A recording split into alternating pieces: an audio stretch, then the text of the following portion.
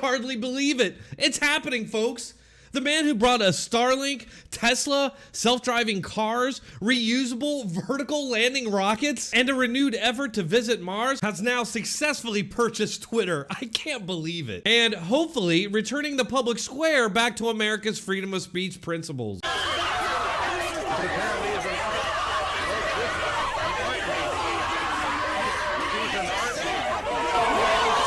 And the best part, the communists are freaking out. From MSNBC's Morning Joe, a guy appropriately named Donnie Douche, who had this AIDS-infected take on Elon's purchase of Twitter. And regarding Twitter, it looks like at the end of the day, Elon Musk gave the Twitter board an offer that they just may not be able to refuse. I think we're at the point where there was no white knight. They looked, there were lots of calls made to others to potentially come in and try to buy it. Nobody else wants to buy it, at least at this price. Your thoughts on Elon Musk taking over Twitter? Simple equation. I don't know. To me, when the richest guy in the world takes over the most important social media platform, that's just not a winning formula to me. It reminds me of old Bond movies where, you know, Dr. Evil and guys like that, or Goldfinger, were going to take over the media.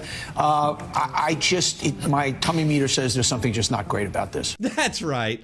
Donnie Douche says that his tummy meter says that there's something wrong with returning America's most important principle back to the public square. Perhaps if you think there's something wrong or nefarious about that, it's because you're the baddie. Based on Donnie's record, you don't need a tummy meter to see that's the case. Trump will not leave office in a normal, peaceful.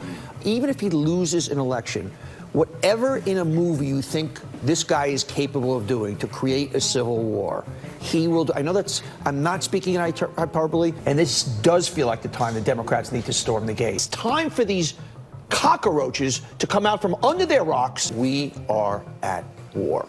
It is time for the Democrats to wake up. We are playing against cheaters and liars or stealers, and with all due respect to Michelle Obama, when they go high, when they go low, we got to do whatever we have to do. Whatever we have to do. And we're not going to necessarily play fair. We cannot lose the next election. We will go back 50 years. With all seriousness, the Mussolini, when Mussolini's standing up there on that terrace like this, with his face like that, to me, the parallels with Trump in terms of that self-satisfaction at the chaos he's creating, the parallels are stunning there. 1 in 3 Americans are racists. 1 in 3 Americans are terrified that this country by the year 2040 is not going to be majority white.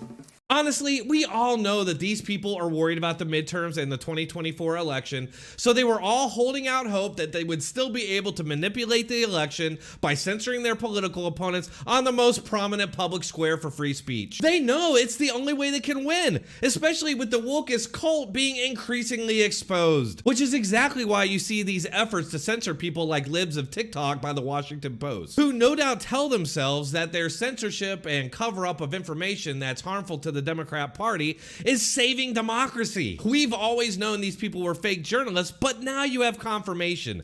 Actual journalists don't work to cover up information, they expose it. All these people care about is suppressing those they don't like while telling themselves it's for a good cause, which is exactly why this country's currently being inundated in apocalyptic propaganda about democracy and global warming. And their warped minds, it justifies all these insane, actually anti-democratic actions. What do you all think? Are we better off with Elon Musk or a cadre of communist information ministers? Let me know in the comments after you hit that like button, and make sure to keep checking back for new content. See you all next video. Thanks.